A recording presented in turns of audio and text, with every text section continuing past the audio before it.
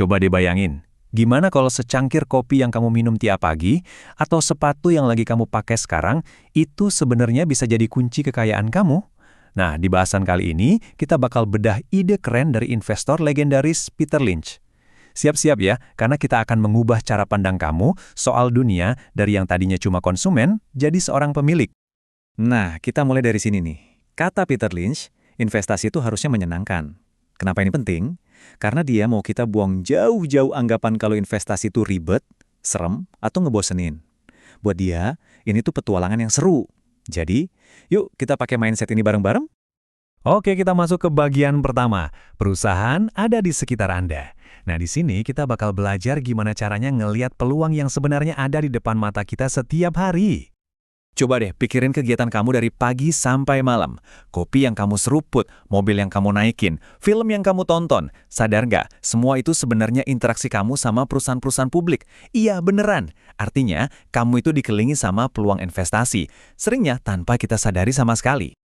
Lihat deh nama-nama ini. Ada Nike, Coca-Cola, Disney, McDonald's. Familiar banget kan? Nah, justru disitulah kekuatan kamu. Sebagai konsumen, kamu tuh udah punya feeling. Produk mana yang bagus, restoran mana yang antriannya panjang terus. Sadar atau enggak, itu tuh riset pasar gratis yang kamu lakuin setiap hari. Oke, jadi sekarang kita udah tahu nih, peluang itu ada di mana-mana. Tapi, mungkin kamu bertanya, emang kenapa? Kenapa aku harus repot-repot punya saham di perusahaan itu? Pertanyaan bagus. Sekarang kita masuk ke bagian kedua dan kita akan bongkar jawabannya. Ini nih konsep dasar banget tapi bisa mengubah segalanya. Coba deh, jangan lagi lihat tabungan itu sebagai uang yang tidur di bank. Anggap aja setiap rupiah yang kamu simpan itu modal. Modal yang siap kerja. Inilah langkah pertama biar uang kerja buat kita, bukan kita yang selamanya kerja buat uang. Nah, biar lebih kebayang, kita lihat cerita ini. Ada dua orang, Joe sama Sally. Si Joe, dia dapat kerjaan, nabung, terus langsung DP mobil baru yang keren banget. Keren sih, tapi dia jadi harus nyicil selama 5 tahun. Di sisi lain, ada Sally.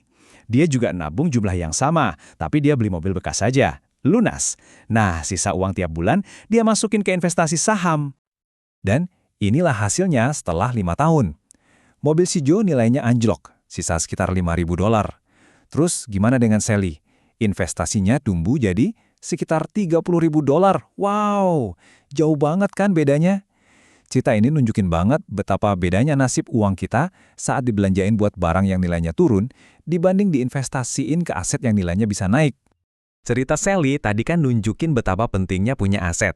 Nah, aset yang dia beli itu kan saham. Tapi apa sih sebenarnya saham itu? Tenang, di bagian 3 ini kita bakal bedah konsepnya sesimpel mungkin, biar nggak ada lagi yang bingung.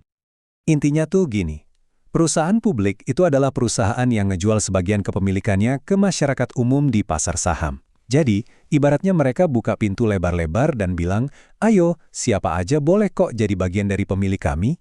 Ini keren banget karena artinya, kamu, saya, kita semua bisa ikut jadi pemilik tanpa perlu kenal orang dalam. Peter Lynch punya analogi yang pas banget buat ini. Coba bayangin, kamu kan nggak bisa datang ke motel kecil, punya keluarga di pinggir jalan, terus bilang, Pak, saya mau beli sebagian bisnisnya dong. Pasti diusir. Nah, beda ceritanya sama perusahaan publik. Kalau kamu suka banget sama layanan Hotel Marriott, besoknya kamu bisa langsung buka aplikasi broker kamu dan klik, kamu resmi jadi salah satu pemiliknya. Gampang banget kan? Dan jangan salah, ini bukan ide kemarin sore. Konsep kepemilikan publik ini udah ada dari tahun 1600-an loh. Dari cuma satu perusahaan, sekarang udah jadi tulang punggung ekonomi modern. Ini adalah mesin yang udah terbukti bisa menciptakan kemakmuran buat jutaan orang. Jadi, jangan pusing sama istilah-istilah yang ribet ya. Intinya, selembar saham itu apa sih? Ya cuma bukti. Bukti kalau kamu adalah salah satu pemilik dari sebuah perusahaan publik. Sesederhana itu. Cuma sertifikat yang sekarang sih bentuknya digital yang bilang, yup, saya punya bagian di perusahaan ini. Oke, teorinya udah dapat. Konsepnya udah ngerti. Sekarang bagian yang paling ditunggu-tunggu, gimana cara mulainya? Nah, di bagian 4 ini kita bakal bahas langkah-langkah praktisnya. Ada 4 langkah simpel yang bisa jadi panduan kamu. Pertama, dan ini paling dasar, nabung yang konsisten. Gak bisa investasi kalau nggak ada yang diinvestasiin kan? Kedua, pilih jalanmu. Mau lewat reksadana atau pilih saham sendiri. Ketiga, riset. Jangan beli kucing dalam karung. Dan yang keempat, ini paling penting, investasi itu buat jangka panjang. Pikirin dalam hitungan tahun, bahkan puluhan tahun. Ini maraton, bukan sprint. Nah, soal milih jalan tadi, gak ada yang paling benar. Tergantung kamu. Kalau pilih reksadana, ibaratnya kamu nyewa manajer profesional buat ngurusin investasi kamu. Kamu langsung dapat banyak perusahaan sekaligus, risikonya lebih kecil, cocok banget buat pemula. Kalau pilih saham sendiri, wah ini petualangan seumur hidup. Butuh riset dan waktu lebih. Tapi kalau kamu nemu pemenang besar, hasilnya bisa luar biasa. Dua-duanya jalan yang oke buat ngebangun kekayaan. Oke, kita sampai di bagian terakhir. Dan ini mungkin yang paling krusial. Bagian kelima, berpikirlah seperti seorang pemilik. Karena pada akhirnya, kunci sukses investasi itu bukan cuma soal apa yang kamu lakukan, tapi gimana cara kamu berpikir. Mindset inilah yang misahin investor sukses sama mereka yang gampang panik. Tolong ingat ini baik-baik. Tujuan kita itu bukan buat ngalahin pasar. Bukan buat nebak-nebak harga. Tujuannya adalah nemuin perusahaan-perusahaan hebat, terus jadi pemiliknya buat jangka waktu yang lama. Kamu itu bukan beli grafik yang naik turun, tapi kamu beli sebagian kecil dari bisnis beneran. Jadi, fokus aja sama bisnisnya, bukan sama drama pasar harian. Dengerin deh kutipan ini, dalam banget. Artinya apa? Mencoba nebak kapan pasar bakal jatuh atau naik itu cuma buang-buang waktu dan uang. Kuncinya itu cuma satu, tetap di dalam pasar. Berapa lama kamu berinvestasi itu jauh lebih penting daripada mencoba cari waktu yang pas buat masuk. Jadi, pada akhirnya, ini semua bukan cuma soal angka di layar. Ini soal mengubah tabunganmu jadi mesin pertumbuhan buat masa depan.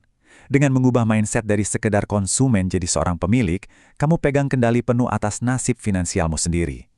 Jadi, pertanyaannya sekarang buat kamu, dalam 20 tahun ke depan, uangmu bakal ngelakuin apa buat kamu? Jawabannya ada di tanganmu.